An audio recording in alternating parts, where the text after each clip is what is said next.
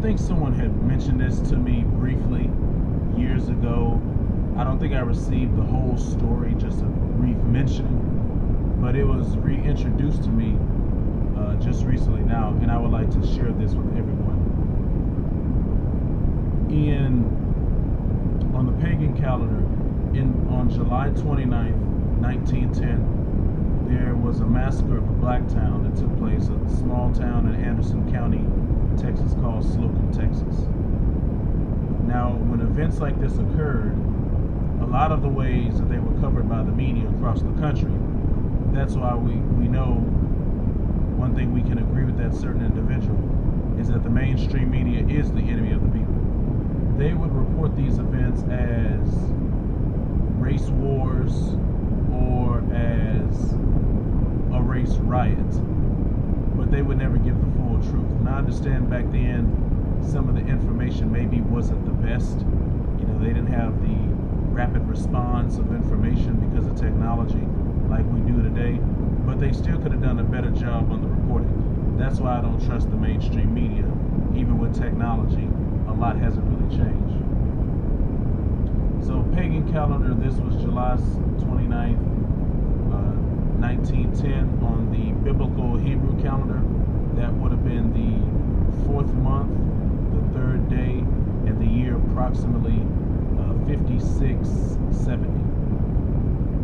Now, it was believed that this event was started because an Afro gentleman was possibly lynched recently, and the whitest townsmen in the neighboring community were afraid that there would be retaliation.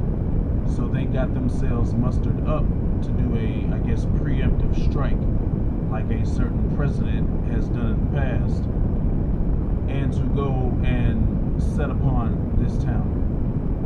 And what happened was the usual situation.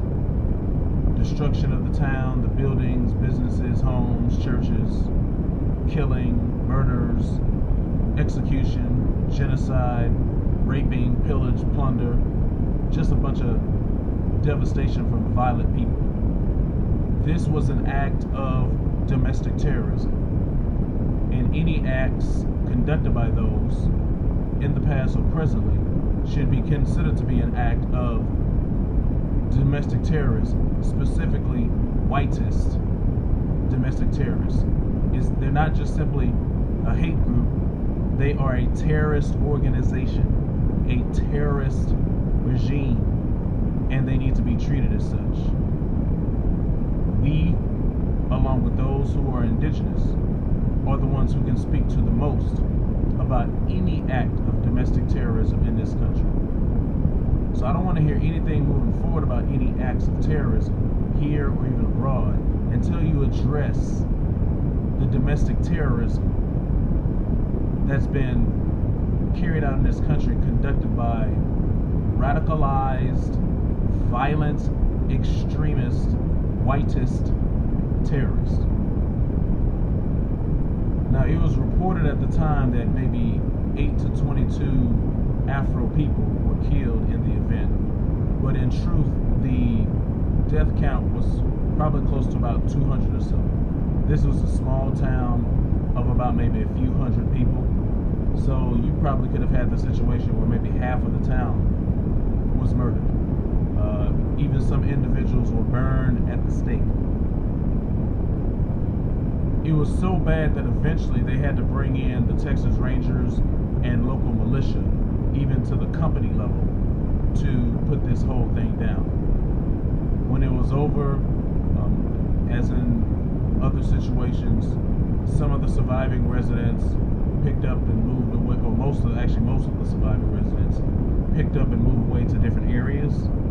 A few maybe stayed in what is currently the town of Slocum today, or an area really of Slocum. That area is about 200 people. It does have a school, I believe, that's 8th to 12th grade level. It services maybe about 300 students or so who are in that general area. Some of them may not live in that immediate area. Some of them come from a neighboring area, but they do have a school there and a few homes and things like that. probably a shell of what it was in the past, because it's only maybe about like a couple of hundred people who lived there, and you had a few hundred, maybe several hundred, who lived there a little bit more than 100 years ago. This placard was put up not too long ago, recognizing the event and shedding some light on it. Now, about a dozen of the whitest terrorist males, very violent extremists, that were rounded up after the event happened, they were going to be sent to the Houston-Harris County area to be tried. Now, the plan was supposed to be, at least the story is, that it was supposed to be a grand jury and a special prosecutor put in place, but that never happened. The ball was dropped intentionally.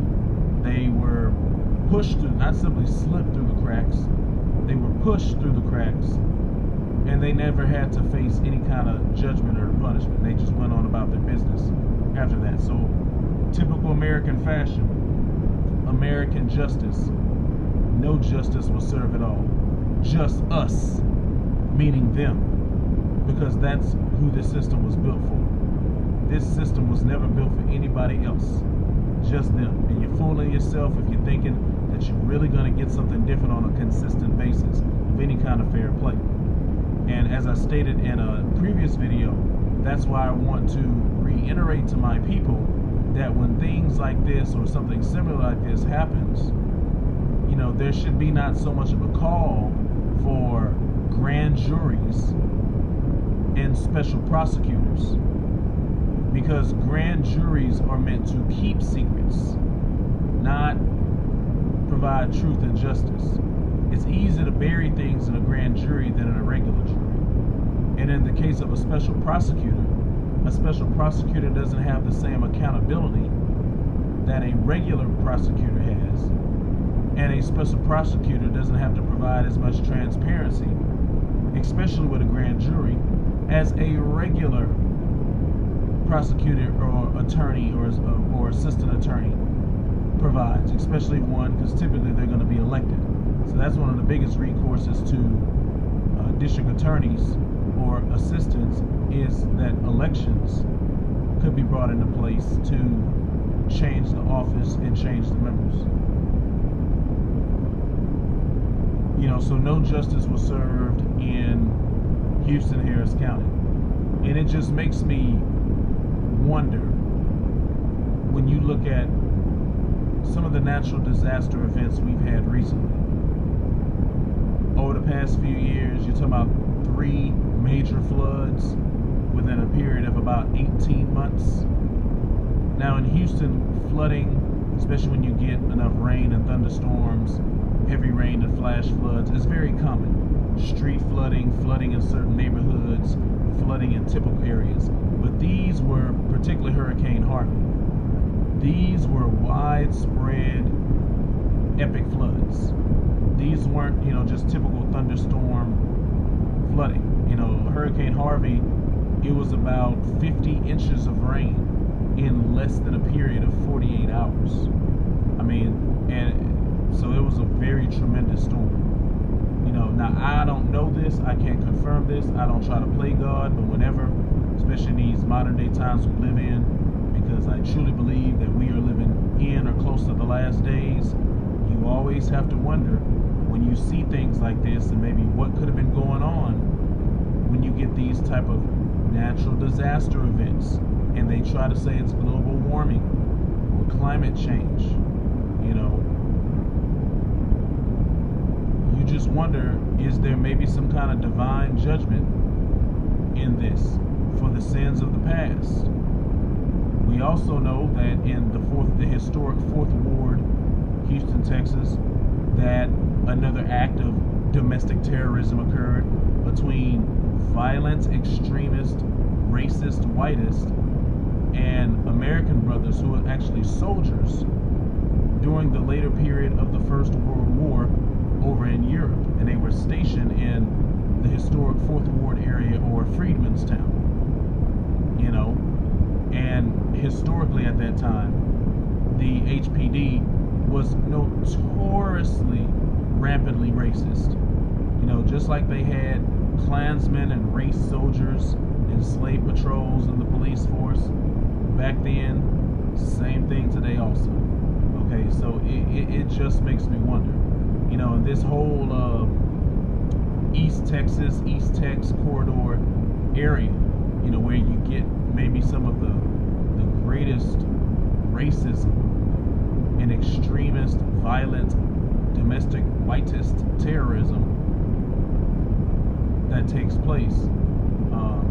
Will you maybe see any future judgment or retribution in these areas? This was kind of the middle portion of East Texas, but we know that the Vider area, kind of Shenandoah, Cleveland, Texas, Jasper, Texas, James Byrd. We know, one of his murderers, terrorists, was executed recently. So, we know the history of this area, and even to this day, I would take certain precautions if I ever had to pass through that area, and I really have no business going through that area, so I just don't really go there at all, dealing with those types of people potentially. So I just wanted to, bring this to everyone's attention, maybe remind everyone, or bring it to your attention for the first time, if this is the first time hearing this. So we're approaching about like 110 years to the day that this event took place, and we should never forget our history and what's happened to us and what we still continue to struggle through in this nation. I think it was a good thing that this placard was put up. We have to remember this is our Holocaust, and just like another group of people, they talk about never forget. We should never forget. They build Holocaust museums all across the world. Now, I don't think we should put our resources and energy into building museums. We need to keep our history and teach it to our people, especially the young and the future generations. But more than anything, we need to rebuild our communities, and we need to rebuild our families, because whether it's because of acts like this or for other things that may happen inside of the community, there definitely needs to be a rebuilding, a nation building that needs to take place for the ADOS community. So never forget, remember your history. We'll never forget black towns like Greenwood, Tulsa, Oklahoma. We'll never forget black towns like Durham, North Carolina. We'll never forget black towns like Rosewood, Florida. And we will never forget black towns like Slocum, Texas, Anderson County. And we need to hold on to our history, remember it, pass it on, and do the work that is necessary to build better lives for ourselves for whatever duration we're going to be in this country, if we're going to continue to stay here for a certain period of time, until we start to see the signs and the signals that it's time to get out, because the end may be drawing near.